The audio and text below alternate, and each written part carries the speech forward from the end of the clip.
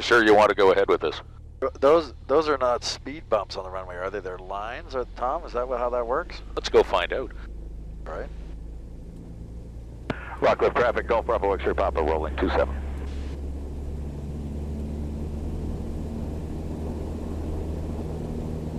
This plane's not old enough to be in the Air Museum next door here, is it? Well... No, but it's older than you are, and you're very old? This could be a very bumpy flight, you know that. No, but you don't want me to vomit on the instrument panel, so...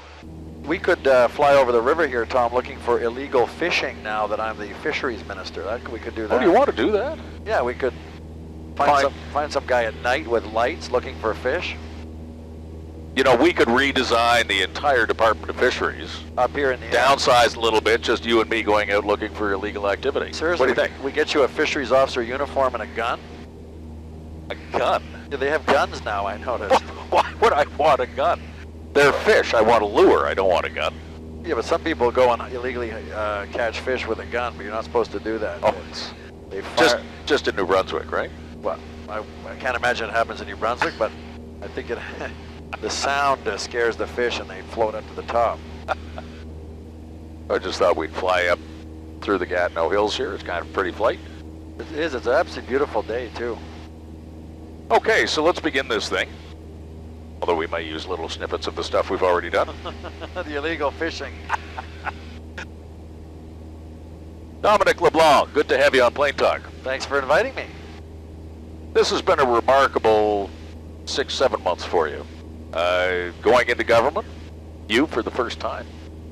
How's that worked out for you? You know what, Tom? It's been a phenomenal experience. I mean, when I sort of think back to election night. It started on October 19th when I was at home with some friends and my wife Jolene. We were in Grand Dig at our place in New Brunswick, and we win 32 out of 32 seats in Atlantic Canada. So that's how my evening started that night. I think even in our most optimistic moments, we weren't sure we could win every single seat in 4 provinces. And then you're right, the transition, we were sworn in on that day in early November, which I think will be marked in the imaginations of anybody who was lucky enough to be at Rideau Hall that day. And it's been a fantastic experience. I'd been in the House of Commons for 15 years, but had never had the chance to, for example, work with the senior public servants. That's been for me a great discovery, is the men and women who work in the public service, when they're working directly with their minister or another minister, are unbelievably helpful and unbelievably professional. So that's been a great discovery for me. And getting to know my colleagues, that's the other thing. I mean, we're 30 ministers plus the Prime Minister, and some of the people who are sitting in that cabinet I didn't know 7 months ago. And what's interesting is there's an absolutely positive sort of spirit as amongst colleagues, people who genuinely like each other, want to help each other. There's a great deal of camaraderie. You feel no tension. You feel no sense of competition as amongst colleagues. It's a very positive place to work. One of the interesting things is, by circumstance, you are now also the fishery ministers, which interestingly was something that your dad was also once. How does that feel to hold the same portfolio that your dad did?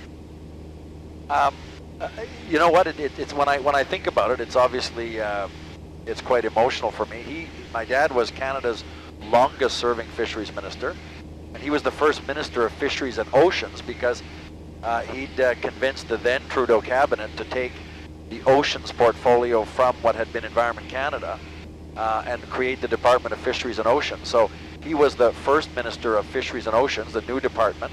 He didn't have the Coast Guard, which I now have in the portfolio, which is also very interesting. But the night of the little private swearing in at Rideau Hall, Tom, the Prime Minister came. He was nice. He brought, Sophie came as well, and so did Ella and Xavier. The kids wanted to come, which is fun for me. So I was alone. Jolene, my wife, couldn't come because it was a last-minute thing, as you said. So I didn't have time for her to come from New Brunswick. So we went to the ceremony at Rideau Hall, and the Prime Minister reminded me that it was not only a job that his father had given my father, it was a job that Prime Minister Saint-Laurent had given his grandfather. because Margaret's dad was the fisheries minister in the 50s in Saint-Laurent's government. So that was a sort of a neat moment to think of all that connection. You know, the connection between your family and the Trudeau family is really quite remarkable. Not only did your dad serve Pierre Trudeau as fisheries minister, as you serve as fisheries minister to Pierre's son, you also babysat Justin Trudeau way back in the day. What was that?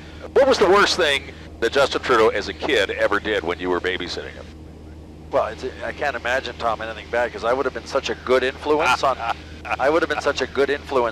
Justin and Sasha and Michelle that I couldn't imagine that the four of us would have got into a jam. But the family. I'll answer your babysitting question. It's entertaining, but the families. My father was a journalist, such a noble profession, Tom. You would recognize it well. He was a journalist and had become press secretary to Mr. Pearson. And then when Prime Minister Pearson retired, he did that job for Pierre Trudeau. When I was born, he was acting as a press secretary. And then, you're right, he went down and became an MP in New Brunswick. The interesting thing is Margaret Trudeau and my mother were also great friends in the 70s and still are today. So when Margaret comes to Ottawa, she often sees my mother, and my mother, Margaret, was a big part of my life growing up as a kid with the three Trudeau boys as well. So the connection was both with our mothers and then our dads. And you babysat the Trudeau boys when you were at Rideau Hall because your dad was the Governor General. No, I would have been older. Everybody was older. Nobody needed babysitters, Tom. When I was at Rideau Hall with my dad, any babysitting would have been inappropriate because both the Trudeaus and I were at that point in our 20s. Right. So So the babysitting was earlier. The babysitting, Here's what happened on weekends. Sometimes when Margaret had the three boys, and she and my mother would go out, or they would have friends over or something on weekends. I mean, I'm 2 or 3 years older than Justin, and then I would be 4 or 5 years older than Sasha, and 6 or 7 years older than Michelle. So when I was in high school in Ottawa, I was sort of 14, 15. The three boys would have been Justin a few years younger than me. So I would often spend evenings with them at Margaret's house, which was just around the corner from my mother's house in New Edinburgh, and sometimes at 24 Sussex. When Mr. Trudeau was away, sometimes I would go there. Which Mr. Trudeau? Pierre. Pierre Trudeau. Okay. Right. Yeah. Yeah. I would. Yeah. It wouldn't be a very good babysitting exercise to babysit the kid who's away. You know what I mean? If it was if I was babysitting Justin and he was away, it would. You wouldn't have been paid very well. It would be problematic. No. Yeah. Listen, I want to go back to your dad for a second. You've had a remarkable relationship with the Trudeau family, but you also had a remarkable relationship with your father. Not only because you now share the same portfolio, but what was the most important thing about politics that Romeo taught you? I think what I learned from him, watching him as a member of Parliament or even as a minister, he really saw that his time in politics, however long one has the privilege of having these jobs, you can actually try and change government policies or government programs or even legislation that actually make an improvement in the lives of your fellow citizens or communities you care about or parts of the economy that need help. You know, when he was fisheries minister 30 years ago, 40 years ago actually, imagine the significance of working with some of the then Soviet bloc countries. Cuba was a great ally of Canada, for example, in the effort to create a 200-mile fishing limit. So if you're the first country to unilaterally declare a 200-mile fisheries economic zone, over time it makes a big difference in your ability to manage the fisheries, and in turn tens of thousands or hundreds of thousands of people's jobs and livelihood depend on that industry. So my dad saw politics as a chance to really try and look out for people who often don't have somebody standing up for them. I mean, if you represent, as I do, Tom, rural New Brunswick, Francophone rural New Brunswick in the House of Commons, you know, Francophone minorities, the Acadian population, they traditionally haven't had very powerful voices in the national government. So if you're lucky enough to have a job like I have now, if I can speak for some of these people and some of these communities in the House of Commons and in the Cabinet, and hopefully encourage the government to make decisions that improve the lives of these people, then I've done something positive. Going back all those years where you and Justin Trudeau were growing up together, you knew each other, your families knew each other, did you and Justin ever sit down at some point and say, you know what, let's take over government? Did you ever think about that? I mean, did you ever think that, look, one day one of us, maybe one of us ought to become the Prime Minister? Well, the closest we ever came to having that conversation, and it wouldn't be in terms of taking over the government, it would have been in terms of the profound belief that Canada should have had a different government than the government Mr. Harper led. And there was a conversation that we had together when he and his family had come to New Brunswick on holidays in the summer of 2012. So 3 or 4 years ago, Sophie and the kids had come to New Brunswick on a summer holiday. We were spending a lot of time together, and Justin and I had gone to this pub on a wharf in Shediac. It's called Captain Dan's. It's sort of this pub next to a marina. And we spent a long afternoon and the beginning of an evening chatting about his reflection on whether he would run for the Liberal leadership. And that was probably the closest time we had together to deciding, you know what, I very much wanted to be part of his efforts, of his team. And the conversation was, okay, what can we do collectively? And we was certainly more than he and I. It was dozens and dozens of other people that he was in conversations with.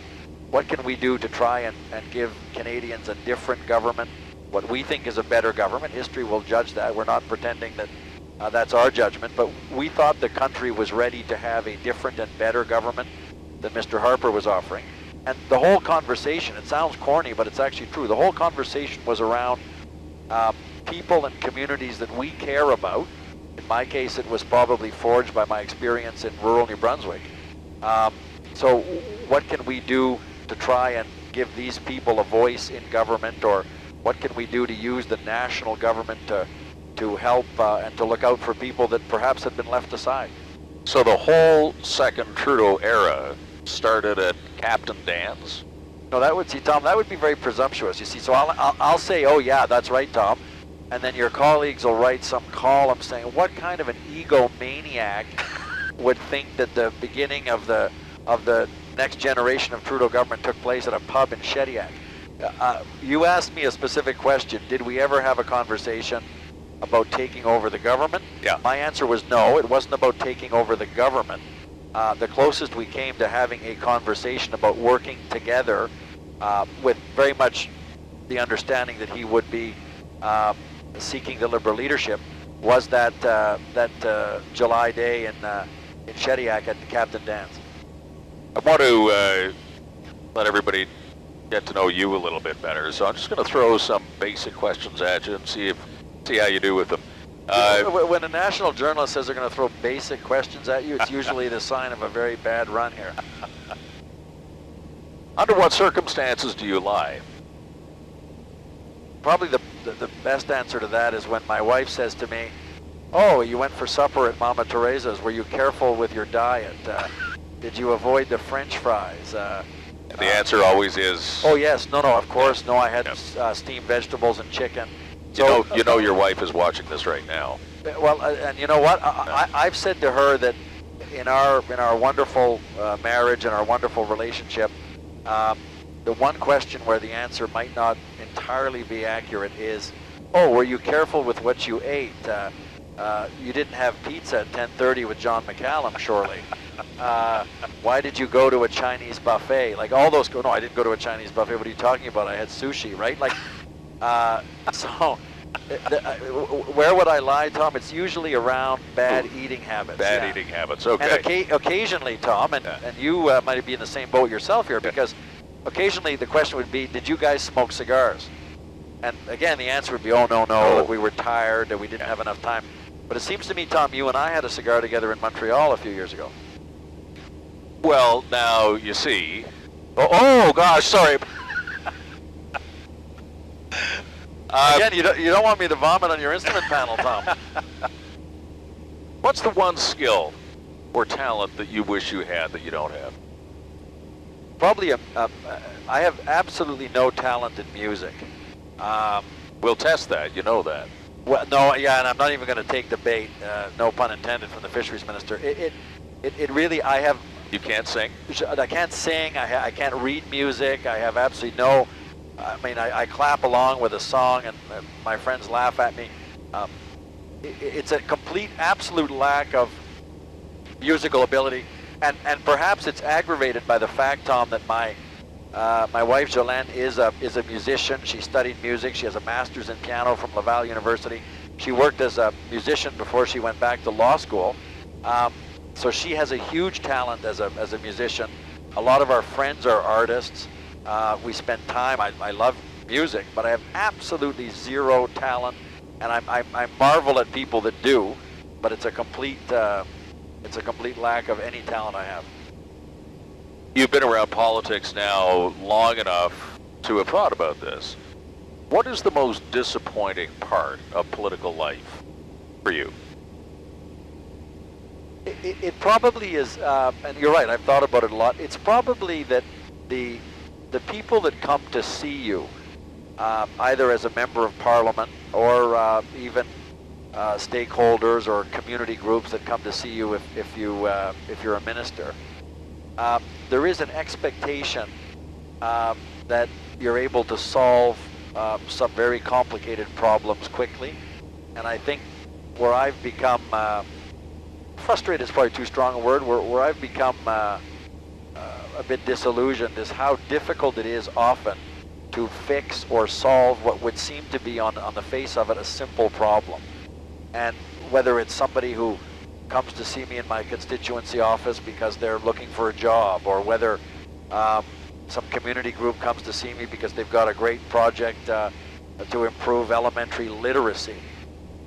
You know, they come to see a federal minister and an MP because they're doing this phenomenal work, many of them as volunteers, on literacy in New Brunswick. And you know what? It's not easy where you see the government of Canada able to directly give money to a completely worthy organization that are doing great things, and God knows there's a need in my province for that. So you sort of realize how it should be easy. There's every bit of merit imaginable, and yet it's very sort of frustrating to get that to a positive answer as opposed to, oh, sorry, yeah, there's no program that works. When politics is over for you, because it comes to an end for everybody at some point. Hopefully not on this flight, Tom. So are you about to tell me something, Tom? Or? When politics is over for you... They normally lock the cockpit door and don't leave somebody alone in the cockpit, right? Those are new Transport Canada rules. Well, bad news, I'm in the cockpit, and you're the only one that knows how to fly this, so that's very unsafe. Well, listen, we'll be in Cuba literally in about 5 hours from now, so don't worry about it. Yeah, not according to your fuel tank, we won't be here. The gas gauge, Tom, you shouldn't be running it on empty. That's not normal. Oh, by the way... the gauge is broken. By the way, I just want to show you something. When you agreed to let Justin become the leader... Yeah. You see, that's Harrington Lake right over there. Yep. That could have been yours.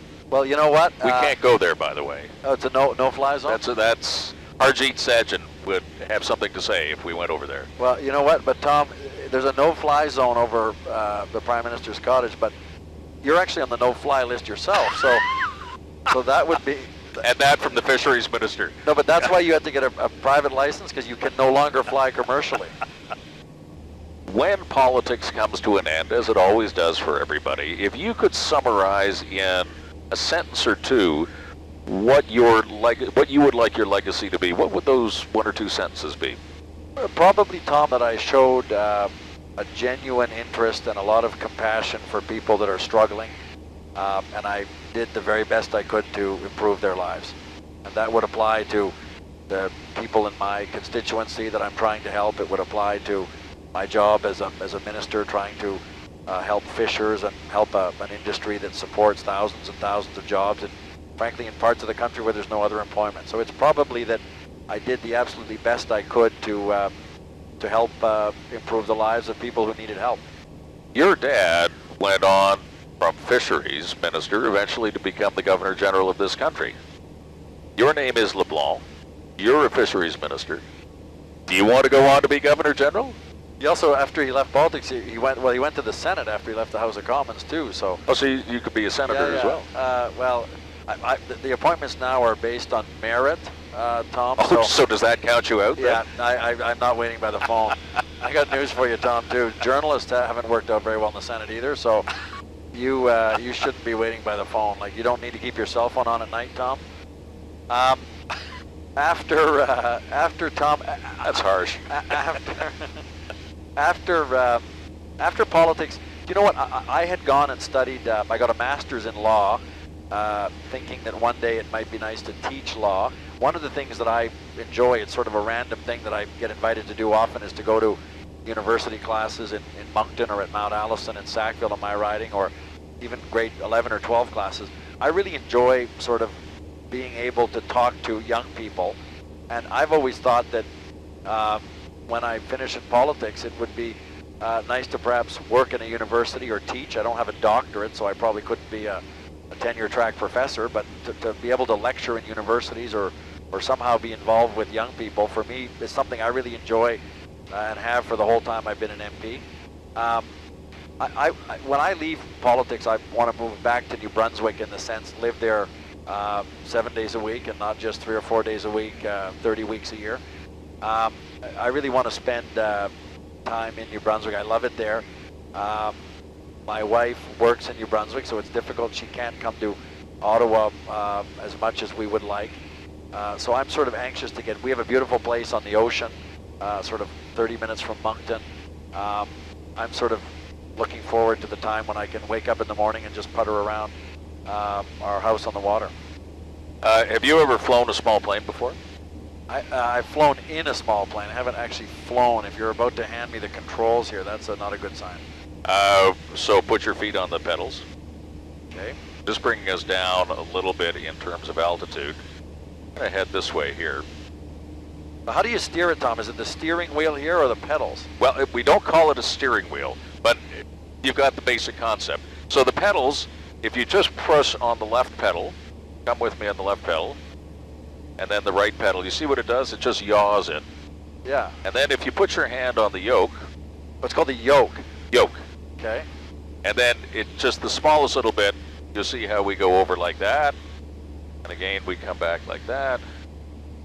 And then the whole idea is that you coordinate the turn with the pedal and the yoke. It's like carving a turn in skiing. So if we go to the right. Okay, so I'm turning to the right. And a little bit of right pedal.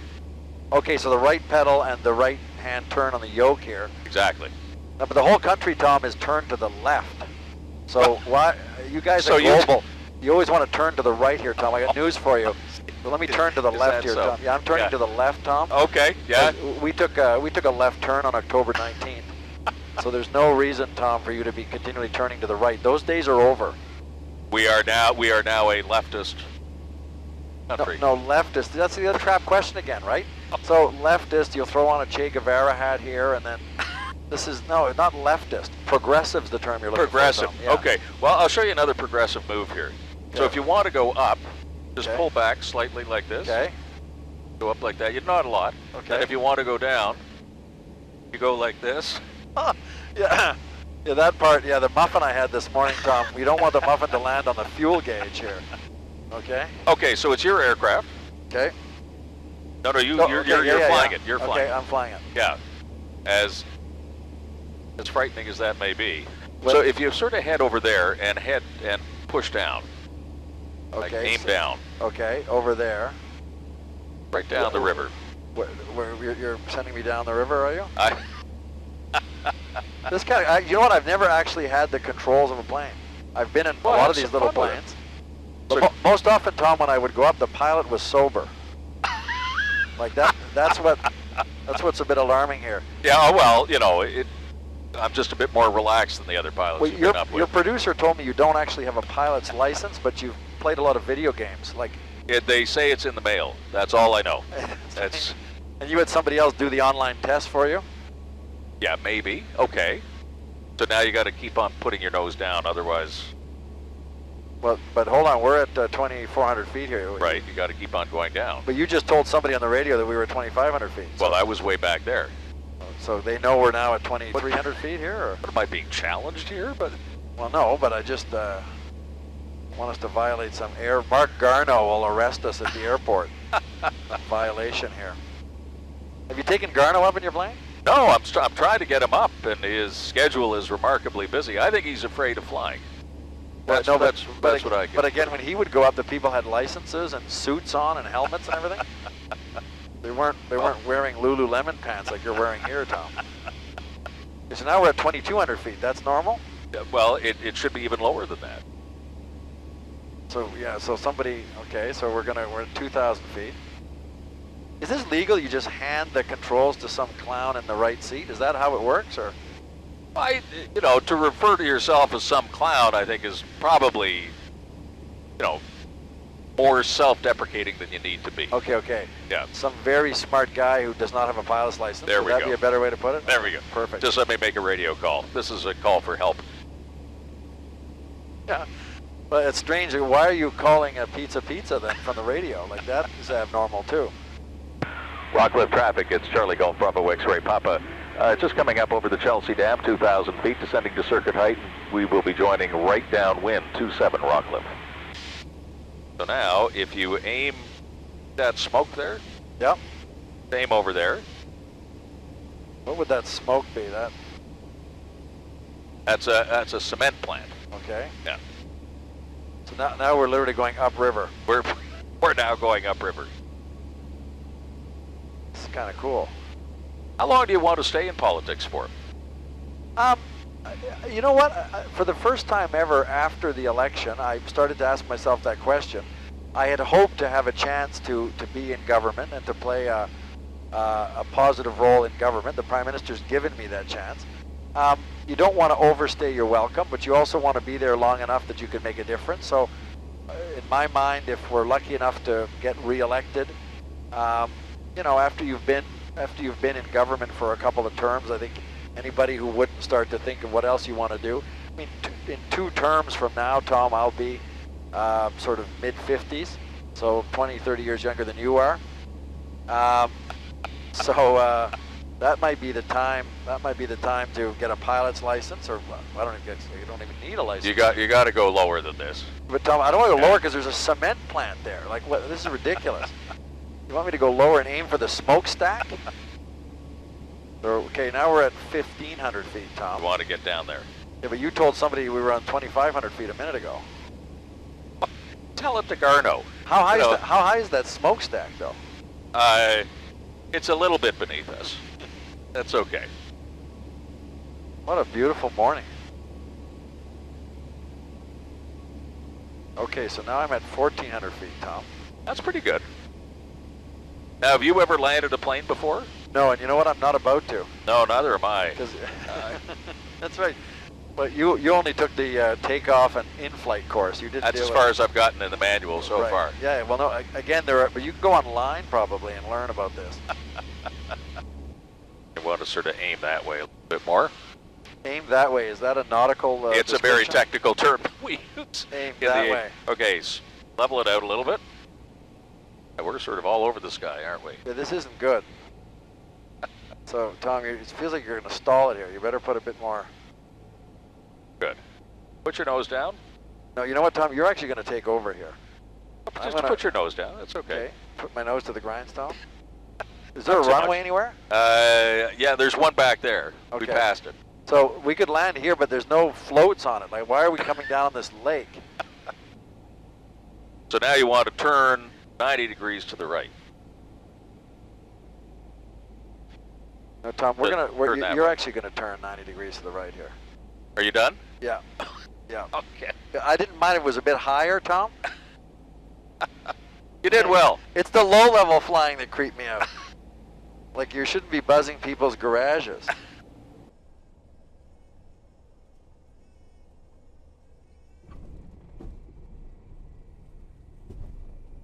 Made it. Pretty good. Is this the airport we took off from? This is the one and the same. Okay. Yeah. It's bad that you get your plane out of the Air Museum, though. That's a bit alarming. Dominic LeBlanc, pleasure having you on Plane Talk. You know what, Tom? Thanks. I've been looking forward to this. We've been trying to find a time. It's a great, great, great chance. Thank you.